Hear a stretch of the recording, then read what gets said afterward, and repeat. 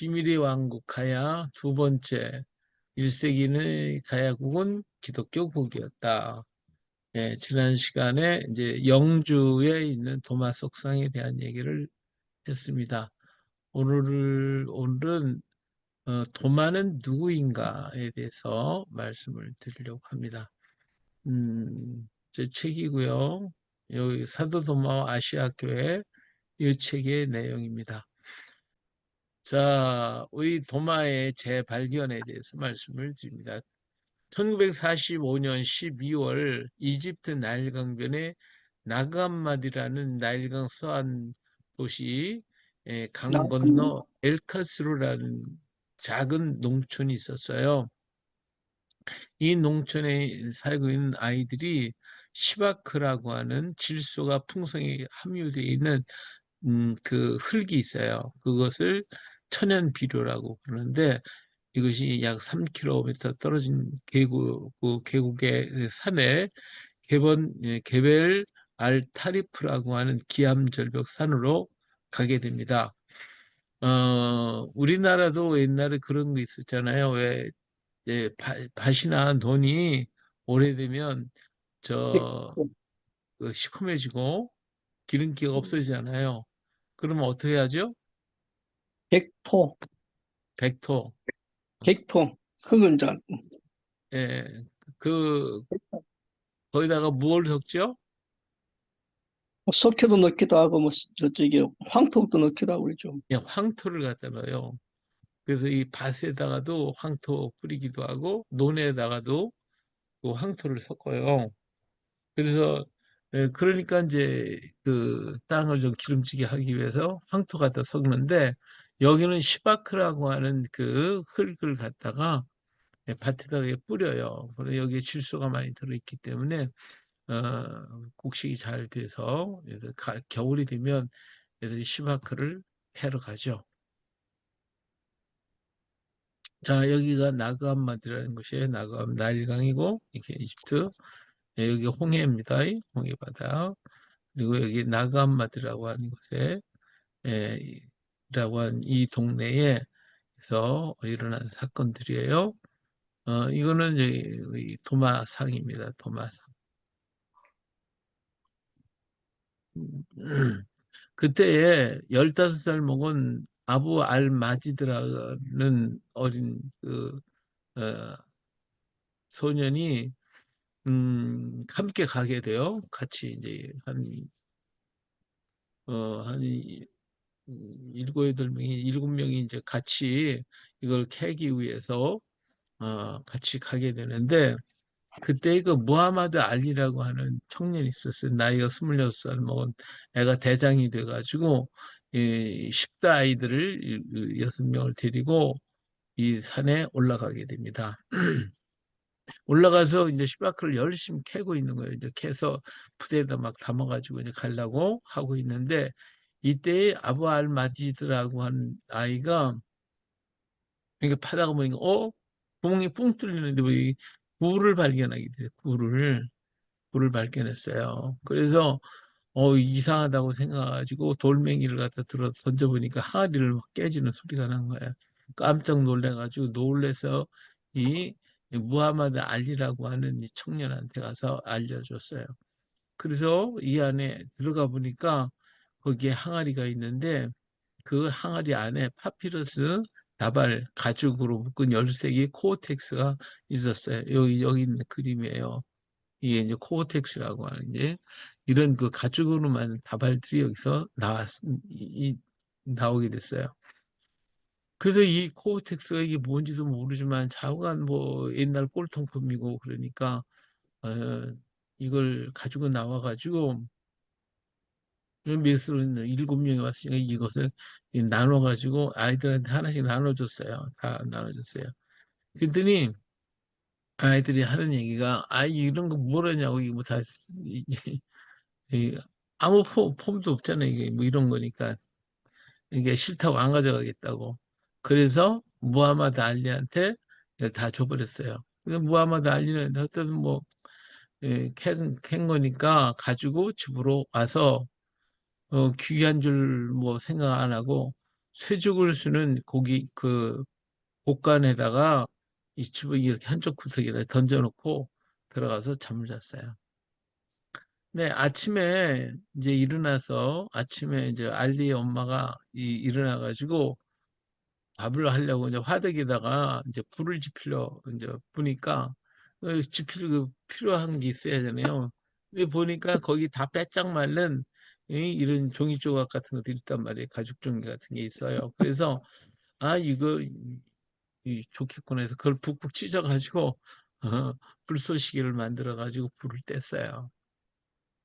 아침에 일어나서 일어나 보니까 이제 그렇게 된 거예요. 그래서 이제 그 조금 많이 쓴 게 아니고 조금 뜯어 썼으니까 이제 알리는 아무래도 이게 골동품이니까 이걸 가지고 가서 담배 몇 개비하고 귤 몇 개하고 이거 바꿨어요. 그래서 아무래도 좀 궁금해서 그 동네 콥틱 교회에 그걸 가지고 갔어요. 이것을 갖다가 보여줬어요. 그당 말하는 그 콥틱 교회 우리로 얘기 목사님이죠. 예, 그래서 이 문서를 갖다 줬는데 여기 있는 교회 목사님이 이게 뭔지 모르겠는 거예요. 이게 도대체 뭔지. 그래서 이거를 에, 이 사람들이 이걸 갖다가 이제 여기저기 이제 굴러다니다가 그때 이제 이 글자를 콥티거가 써 있는데 콥티거를 전공하는 게오르기 베이 소비라는 사람이 봤어요. 그리고 이걸 갖다가 너무 놀라서 이걸 박물관에 가져다 주게 되죠. 자, 여기가 이제 그 산이에요. 산이고 거기서 캔이 시바크라고 하는 흙입니다. 이 산내 동굴에서 발견이 돼요. 그이 코텍스를 가지고 이제 어, 경찰 당국에다가 신고를 해가지고 이것을 이제 콥틱 박물관에 가져가게 됐어요. 이게 45년에 발견된 건 이제 46년, 1년이라는 세월이 흘렀죠. 근데 여기에 이 문서 안에 요한 비서, 이집트인 복음서, 예수 그리스도의 지혜서, 구세주의 대화 이런 것들이 여기 이제 들어있었단 말이에요. 그래서 너무 놀래가지고 이걸 갖다가 경찰에 신고를 해가지고 이것이 콥틱 박물관에 보관하게 되었죠. 이것이 이제 콥틱 박물관입니다. 이집트에. 그런데 그 동네에 누가 있었냐면 바이치 알리라고 하는데 애꾸는 바이치 알리라고 하는 청년이 있었어요. 같은 이름이 똑같아요. 하나는 무하마드 알리고 얘는 바이치 알리예요. 근데 이 알리가 그 무하마드 알리가 가지고 있는 거 보니까 뭐 아무래도 이제 꼴통품인데 뭐가 좀 된 것 같아요. 그래서 무하마드한테 몇 천 원을 주고 우리를 위해 몇 천 원, 얘는 뭐 그저 담배꽁초 하나 귤 몇 개고 받고 먹었듯이 얘도 이제 몇 천 원을 주고 이걸 가지고 샀어요. 한 권을 사가지고 그리고 어디로 가냐면 카이로로 가서 타노라고 하는 사람에게 가지고 왔어요. 이 타노는 꼴통품 모집하는 사람이었어요. 꼴통품 수집하는 사람한테 가지고 왔더니 이 타노라고 하는 사람이 이거 보니까 아무래도 이 옛날 고문서 같은데 자기는 잘 모르겠지만 야 이게 보통 문서가 아니구나 하는 걸 알고 큰 돈을 줬어요. 돈을 많이 줬어요. 자, 그리고 근데 여기에 이제 제2, 제7 코텍스와 제2 코텍스 속에 이제 도마보험서가 들어 있었는데 그러니까 돈이 벌려고 돈 많이 받았거든요. 야, 이거 돈 되는 거네. 그래가지고 이제 바이치 알리가 무하마드 알리한테 가서 나머지 그중에 코텍스를 갖다가 다 달라고 그랬어요. 그래서 그중에 이제 또 이 무하마드 알리는 이걸 갖다 다른 데다 또 팔고 뭐 이렇게 데리고 해서 몇 개가 없어졌고 그리고 이 그 저 바이치 알리가 또 남아 있는 걸 가지고서 어디 가 파로한테 또 갔어요. 가가지고 엄청난 돈을 요구했어요.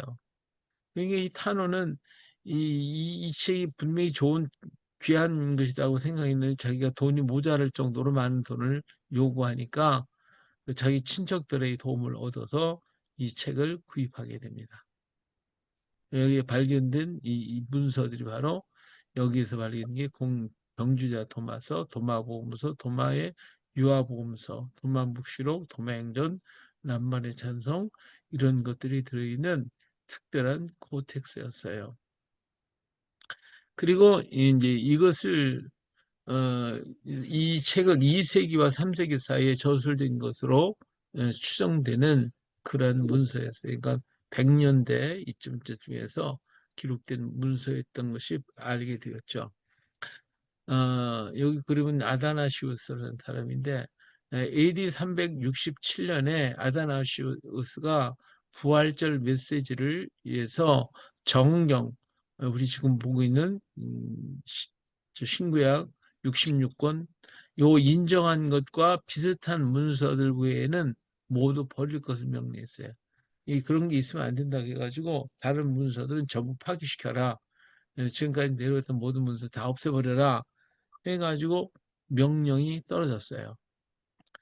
그런데 이 명령을 받았던 수사들이 전부 다 연구를 해가지고 책을 만들어 놨는데 이 정성 들여서 자기들이 히랍을 갖다가 콥틱으로 번역을 해가지고 정성스럽게 만들어 놓은 그러한 책인데 이게 수집하고 이제 파피루스에다 쓰고 제본하고 가죽 포장지에 싸고 한 이 하나하나 하기가 보통 힘들지 않은데 이걸 갖다가 다 없애버리라고 그러니까 이게 너무 아까운 거예요. 이게 너무 아까운데 이 아까운 것은 저를 갖다 버리라고 그러냐.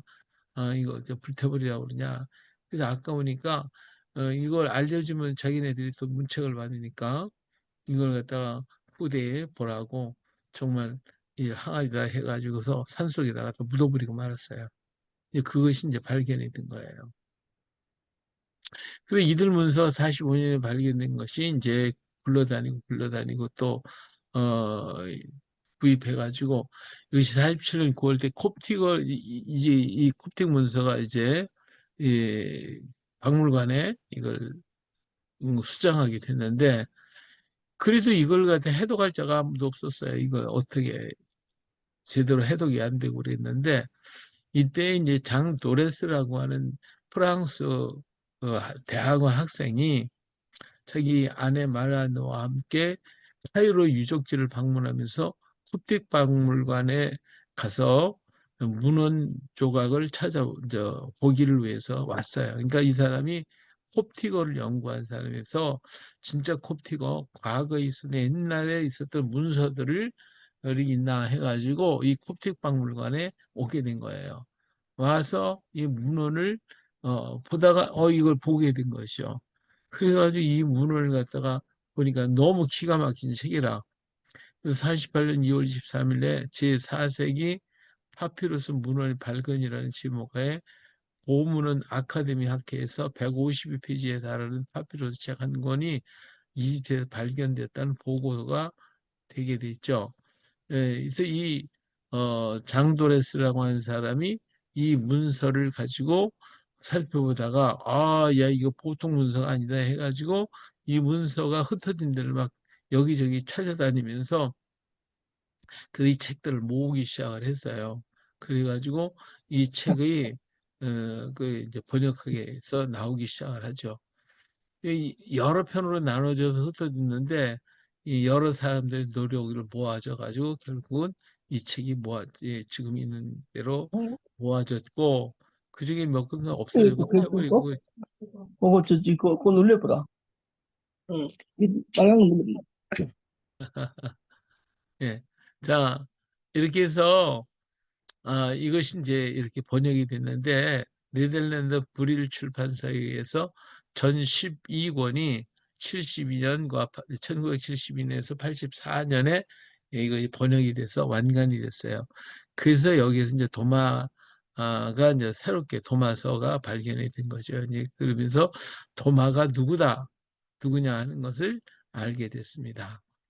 자, 이 문서를 통해서 우리가 도마가 누군가라고 하는 걸 알게 되는데 자, 도마라고 하는 이름, 도마, 명칭, 이제 도마는 무슨 뜻이죠? 예?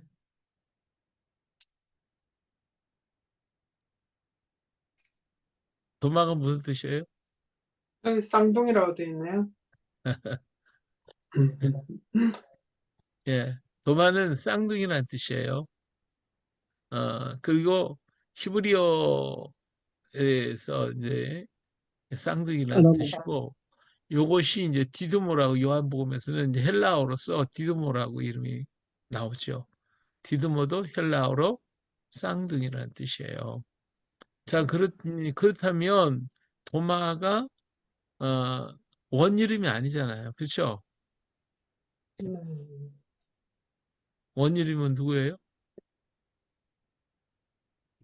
음, 유다, 주다, 음. 자, 지금까지 이것이 발견되기까지 그 도마의 이름을 몰랐어요. 학자들도 몰랐어요. 본명이 아닌 그 쌍둥이라고 하는 별칭으로 불려졌다는 것을 알게 됐죠. 근데 본명이 뭐냐? 모두 몰랐어요. 그러면 예수님의 제자 가운데 이렇게 별칭으로 부르는 사람 또 있는가? 그랬더니 바돌로메라고 하는 이름이에요. 이 바돌로메는 바라고 하는 것은 아들이라는 뜻이거든요. 이 돌로메의 아들이라는 뜻이에요. 그러니까 이름이 아니죠. 돌로메의 아들이지. 예. 그러니까 별칭이에요, 별칭. 그래서 이 도마도 별칭으로 썼고 바돌로메도 역시 별칭으로 썼구나. 왜 그렇게 됐을까요? 이름이 많은 것 같은 공명 2인 3인. 예, 진짜. 예. 이스라엘 사람들은요, 성이 없어요. 성이 없고, 그러기 때문에 이름만 있기 때문에 이름이 같은 이름이 너무 많은 거예요.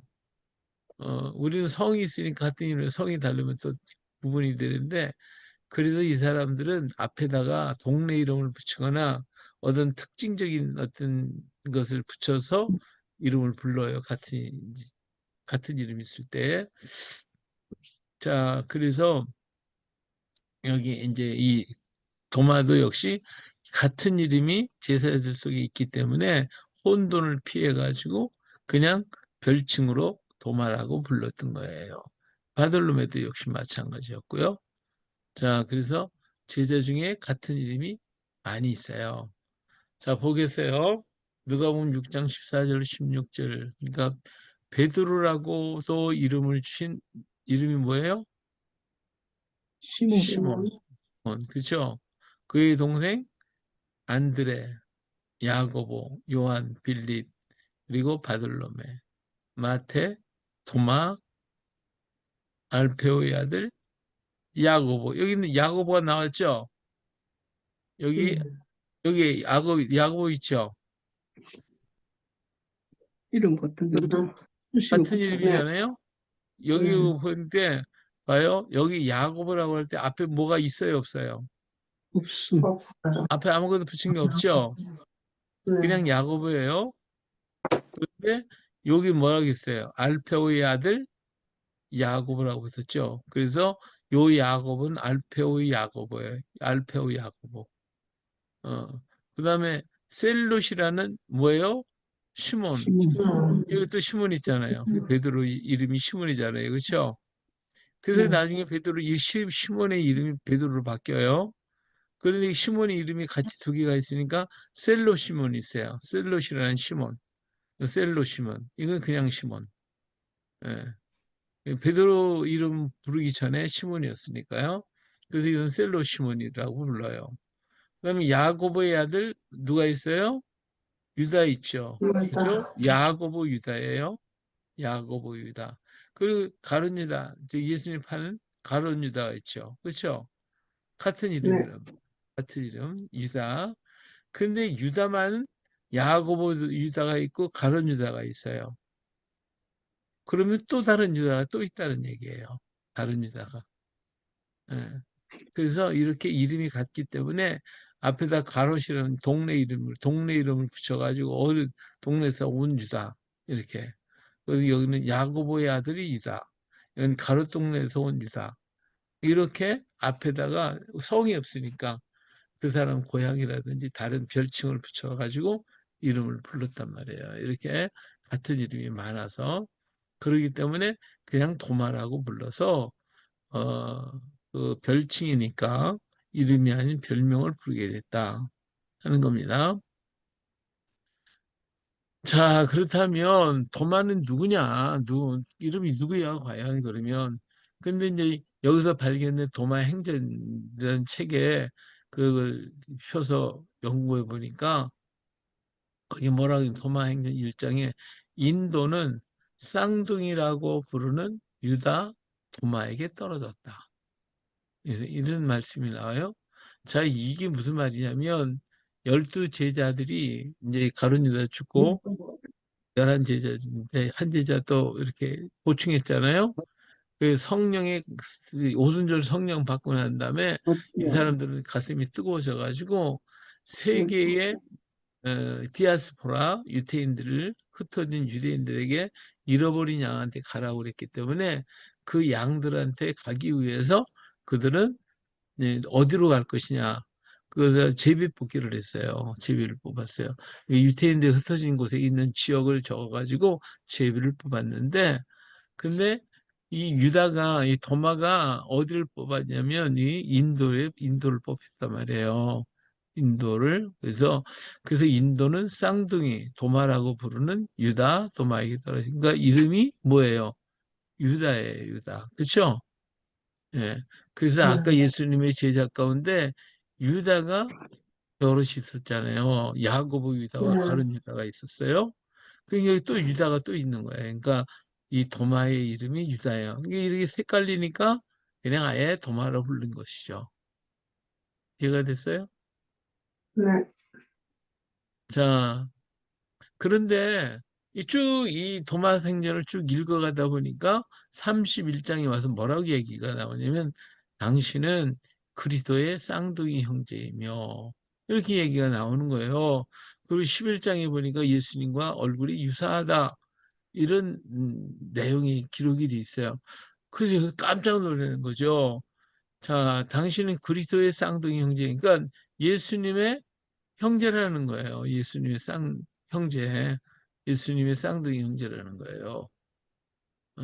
그러면 유다는, 도마는 누구의 동생이에요? 예수님 동생이요? 예수님 동생이에요. 예수님 동생. 그리스도의 쌍둥이 형제란 말이에요.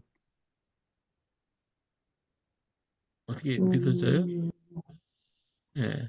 그런데, 믿죠. 그런데요, 이 유다라는 이름이 나왔죠? 그 다음에 그리스도의 쌍둥이 형제라고 나왔죠? 그러니까 신약성경에 유다서가 있는 거예요. 이게 유다서가 있는데 이 유다서는 특히 그 이단들에 대한 얘기를 아주 많이 그냥 신랄하게 꼬집은 것이 이제 유다서인데 그 유다가 누군지를 모르는 거예요. 학자들이 아무도 몰랐어요. 근데 이 문서가 발견되고 난 다음에 이 유다서는 도마가 썼구나 이렇게 결론을 내리게 됐죠. 그 이유가 뭐냐면 유다서 1장 1절 누구 읽어볼래요?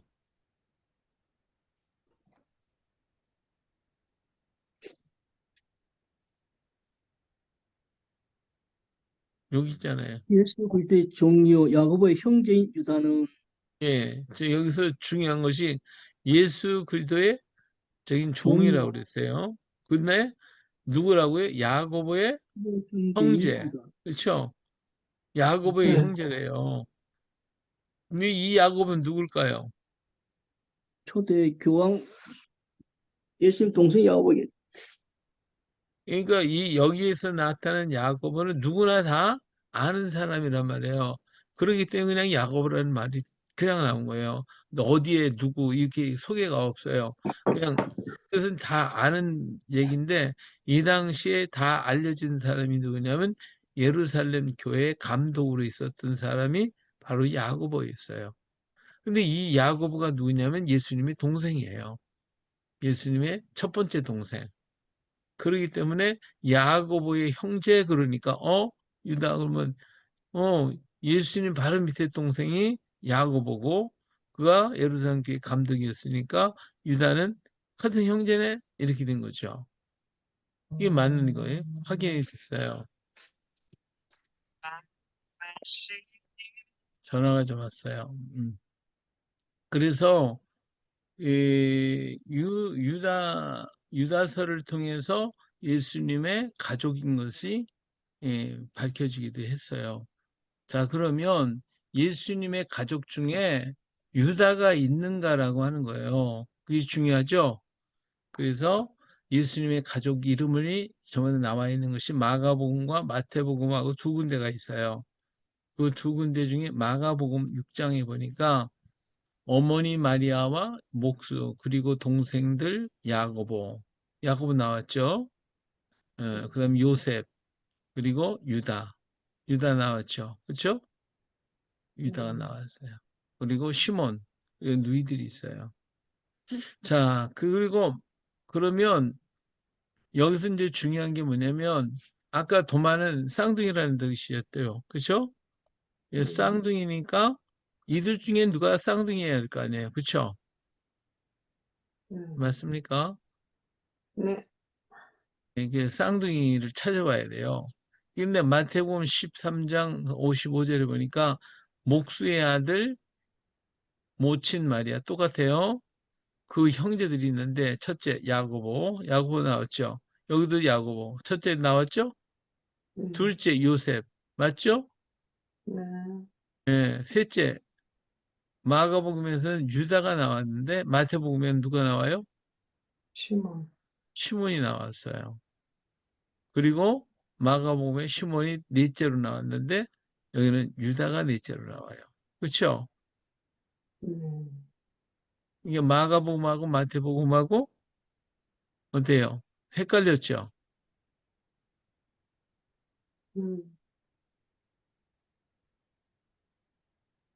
이게 누가 쌍둥이 같아요?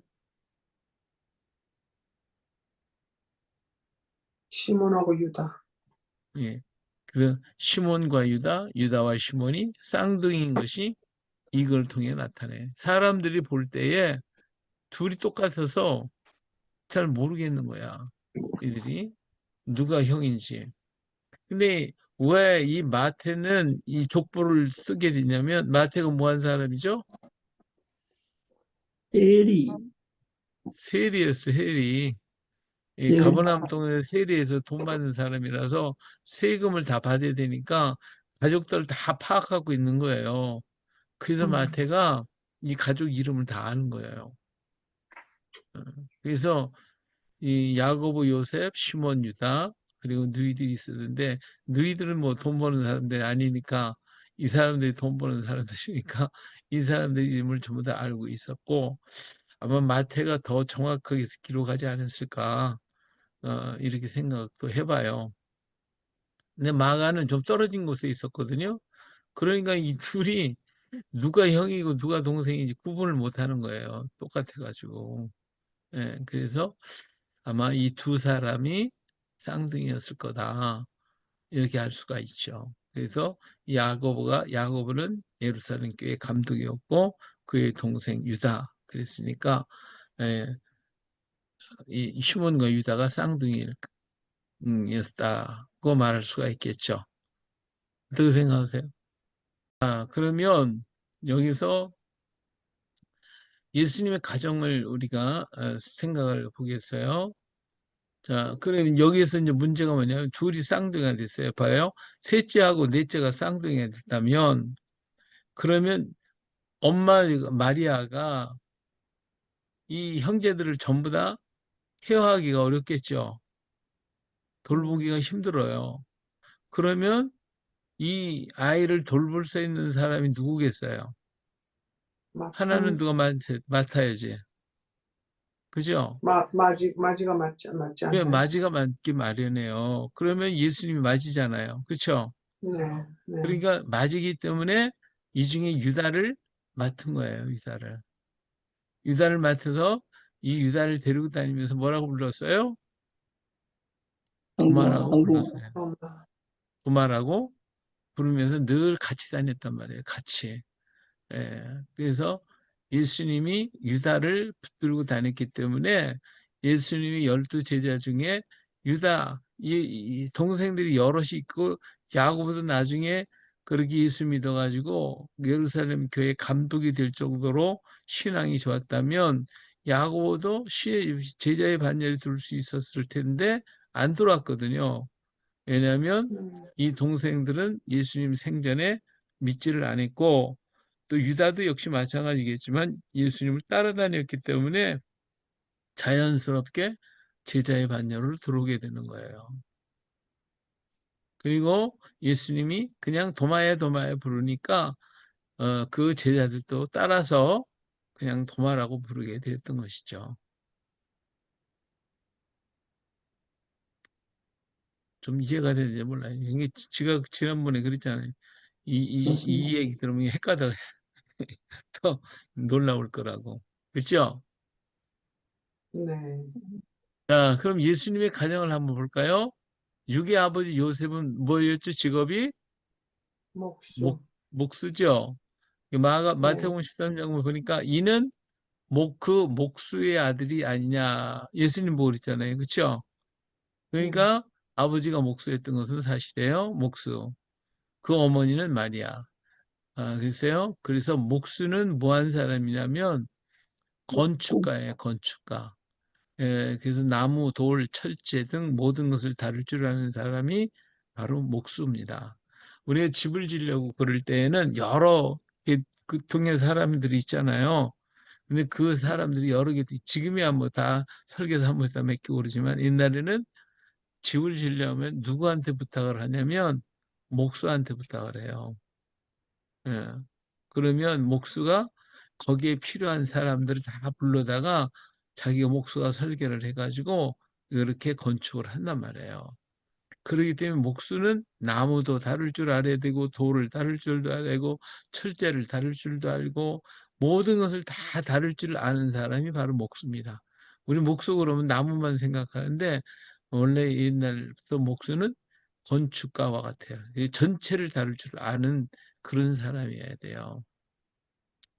자, 그래서 요셉은 목수였어요.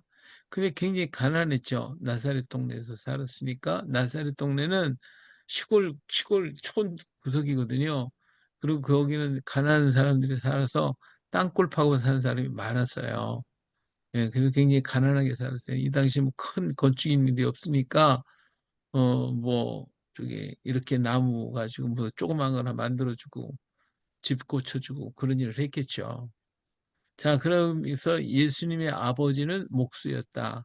그래서 목수의 그 기술을 누가 배웠냐? 예수님도 배웠어요. 예수님도 그래서 목수가 됐어요. 마가복음 6장에 보니까 마리아의 아들 목수가 아니냐. 그렇죠? 네. 그러니까 예수님은 뭐예요? 목수. 예, 직업이 목수입니다. 음. 그래서 아버지도 목수, 아들도 목수, 예수님 목수예요. 그러면 동생들은 어땠을까? 동생들도 음, 음, 목수였어요. 동생들도 예수님을 따라서 목수 일을 했을 거예요. 그래서 도마가 인도에 오게 된 이유가 뭐냐면 궁궐을 지키기 위해서 가요. 궁궐을 지키기 위해서. 그러니까 그런 목수였죠. 그 목수였기 때문에 나무, 돌, 철제를 잘 다스리는 그런 사람이었어요. 자, 그런데 이제 어떤 일이 생겼냐면 예수님 당시에 헤롯이요, 헤롯 왕 있죠. 전 국토 개발 사업을 하게 돼요. 자, 그래서 이 헤롯 왕은요, 왜 예루살렘과 전 국토 개발을 하게 됐냐면 BC 63년에 로마 장군 폼페이우스가 예루살렘을 점령하게 돼요. 그래서 이 예루살렘 완전히 다 파기시켜 버립니다. 건물이 뭐 다 파기시켜 버려요.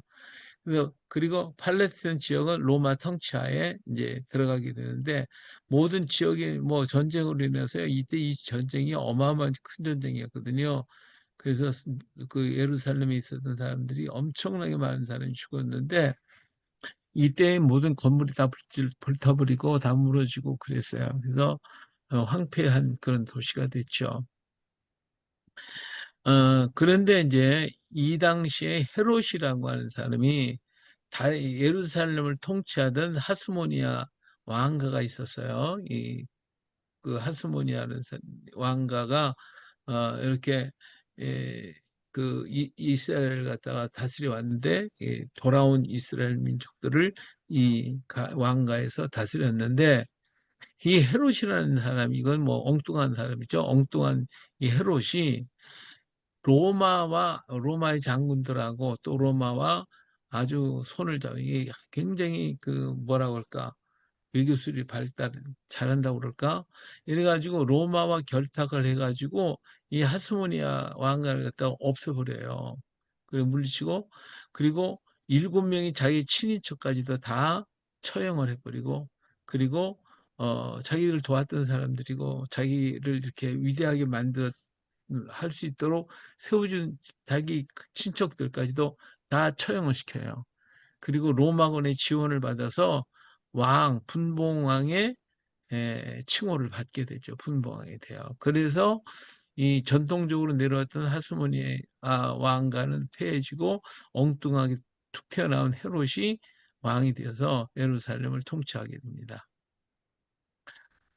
자, 이렇게 해서 1대, 2대, 3대를 이어가면서 이제 왕이 돼서 이 예루살렘을 다스리게 되고 이스라엘을 다스리게 됐는데, BC 29년부터 14년 사이에 있었던 옥타비아누스가 로마의 황제가 되면서 자기가 이제 로마 통치를 하면서 자기를 신의 아들이라고 이 이름을 바꿔요. 그래서 그 이름이 뭐냐면 아우구스투스라고 하는 이름으로 바꿉니다.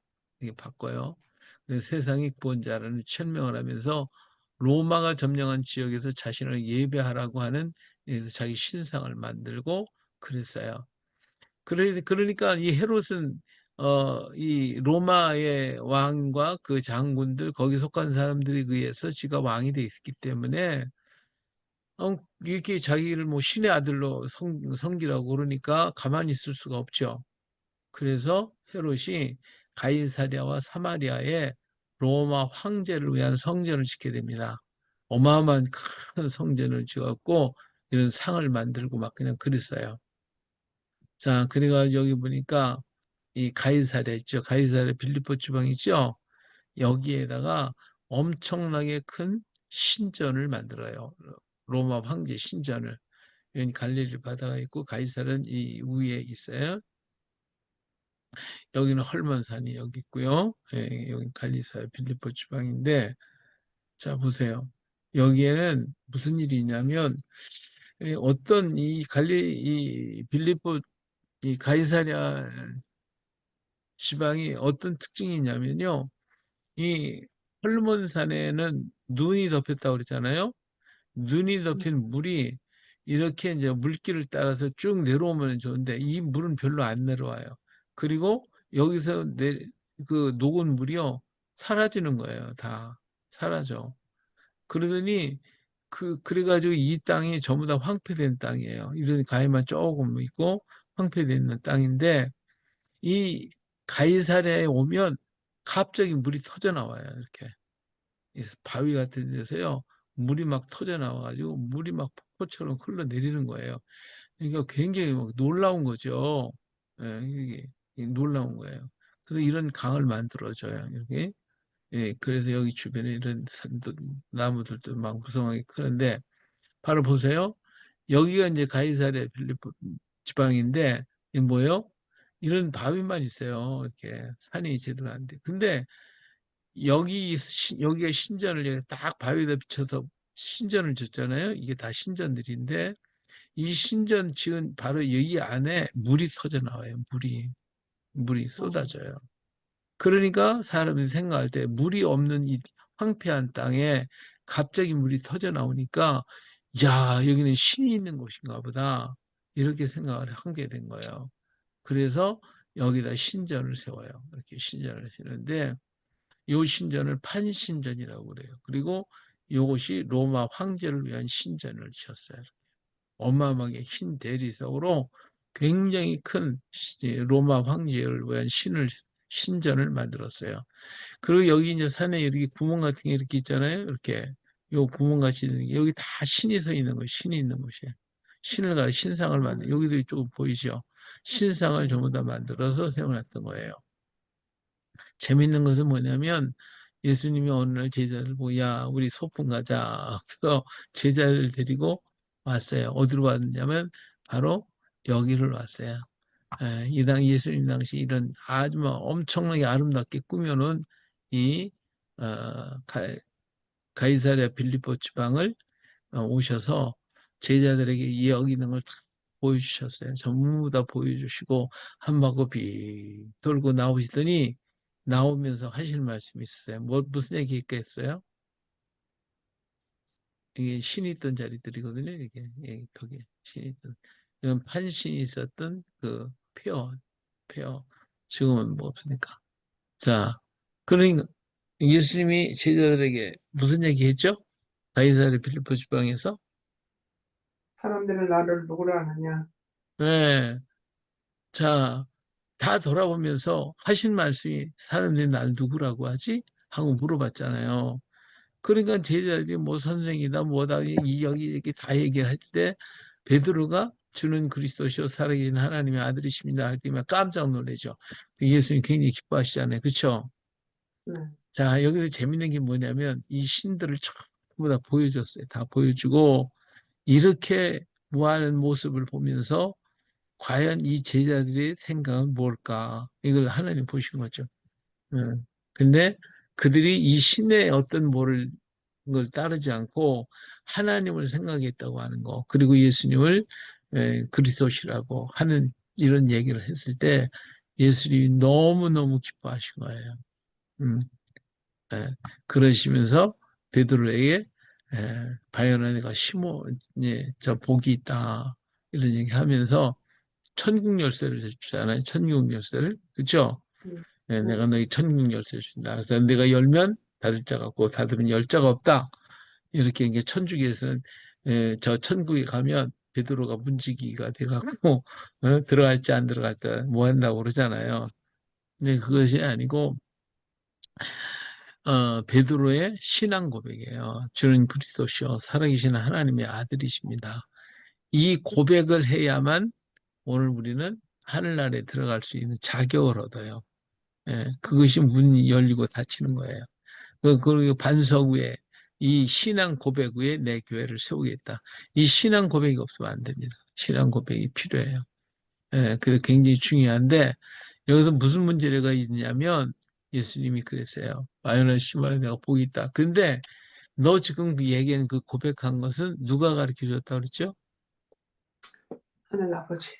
예, 하나님이 가르쳐 줬다. 네 속에서 직접 이렇게 나온 것이 아니고 지금 하나님이 가르쳐 준 거야.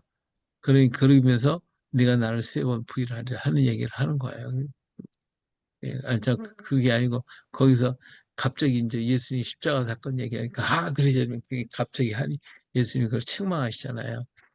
이렇게 자기 속에서 나온 게 아니고 말하자면 배운 거라고 할까요? 들은 것이라고 말할 수가 있겠죠. 베드로의 신앙 고백은 그래서 그건 다음에 또 한번 더 얘기할게요.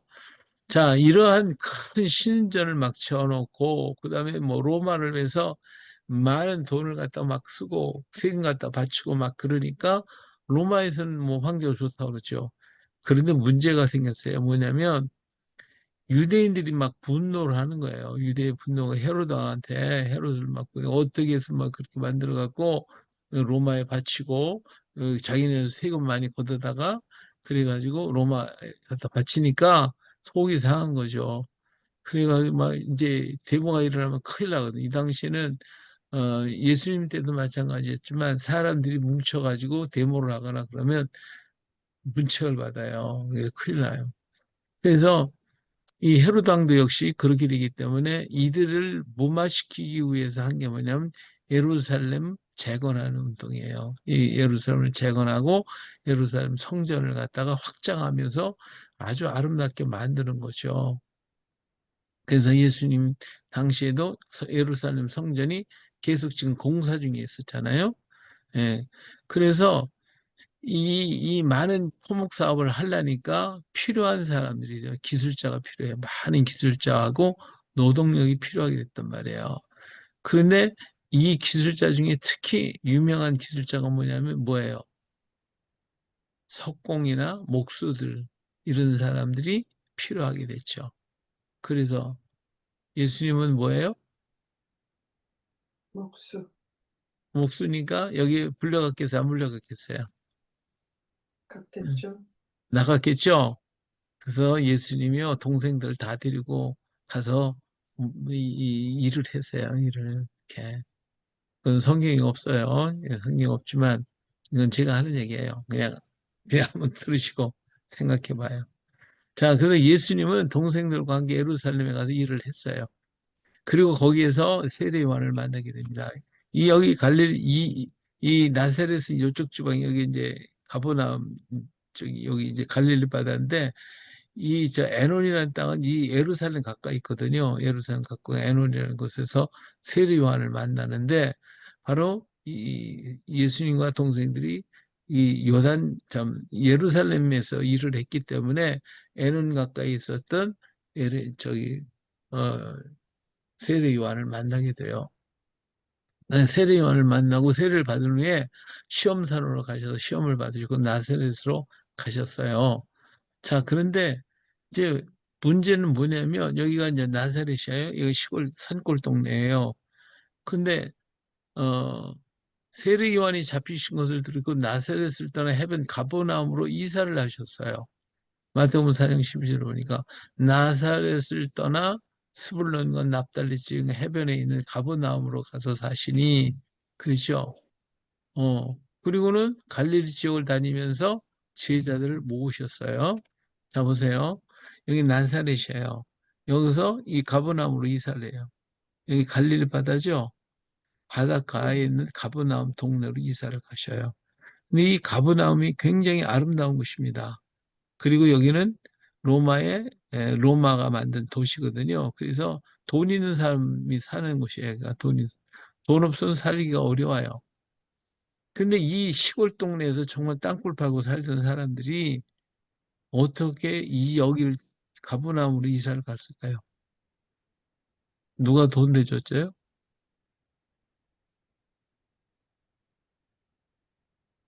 예?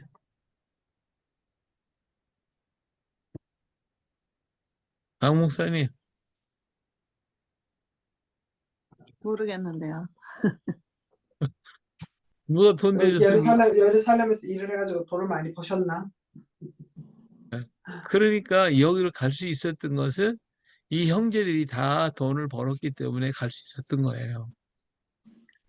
이 당시에 예루살렘에서 큰 일을 많이 했고, 이 당시에 예수님의 형제들 다 20대예요. 젊은 아주 그냥 팔팔한 청년들이잖아요. 이 사람들이 가서 일을 하니까 얼마나 일을 잘했겠어요. 이 돈을 많이 벌었을 것 같아. 그래서 가버나움으로 이사를 올 수가 있었어요. 근데 가버나움에 왔는데 예수님이요 세례요한 만난 지 40일 동안 어디로 가서 없어졌다가 와가지고는 뭐 했어요? 갈릴리 지역을 다니면서 뭐 한다? 전도만 하는 거예요. 전도만 하고 뭐를 해야 돼요? 예? 예수님이 동생들을 데리고 다니면서 대목장 노릇해야 돼요. 일을 맡아가지고 일을 시켜야 돼요. 그런데 일은 안 시키고 뭐만 한다? 다니면 전도만 하는 거예요. 예. 그러니까 갈릴리 해변 다니시다가 두 형제 곧 베드로라는 시몬과 그 형제 안드레 뭐 이런 제자들을 부르고 그러잖아요. 그리고 말씀을 전하고 전도만 다녀 온 갈릴리를 두루다니사 그대로 회당에서 가르치며 천국 복음을 전파하고 백성 중에 모든 병들고 병과 모든 약한 걸 고치시고 이 사람들이 몰려들고 막 그냥 그러잖아요. 자, 이렇게 되니까 이 가정에 문제가 생길까요? 안 생길까요? 생기죠. 예수님 가정에 동생들이 난리가 네. 나는 거예요. 음, 이 좋은 동네 와서 돈도 많이 들어가야 되고 쓸 것도 많을 텐데 일을 안 하고 밤도 돌아다니니까 그죠? 문제가 생겼다니까요. 그래서 예수님의 친척들이 듣고 막 그를 붙들러 막 다니는 거예요. 그러니까 미쳤다고 그러고 예루살렘에 내려온 서기관들이 그가 바알세불 집었다 하고 귀신의 왕을 심려봤다. 귀신을 쫓아낸다고 하니까 아니 가족들 뭐 이게 덩달아 이거 미쳤구나 이거 귀신 들려서 그렇구나 하면서 예수님을 잡으러 다니는 거예요. 잡으러 다니는 거예요. 지금 이해가 됐어요? 네. 제가 좀 엉뚱한 소리 하는 건 아니에요. 약간 이게 추려서 얘기를 하는 건데 뭐 그냥 뭐 믿으셔도 되고 안 믿으셔도 돼. 하여튼 그런 일이 있었어요. 그래서 근데 예수님은 그들을 보고 예수님이 뭐라 그래 또 정신 나간 소리 하죠. 저기 어머니가 밖에 뭐 내 계셔요, 기적 동생들은. 믿냐고. 자, 밖에 지금 당신 찾으러 왔으니까 뭐라 그래요? 내 부모가 어디야? 예? 예? 그러니 너의 어머니, 나의 동생들 온 가족이 예수님을 갈망하고 있다고 그랬어요. 왜? 이제요?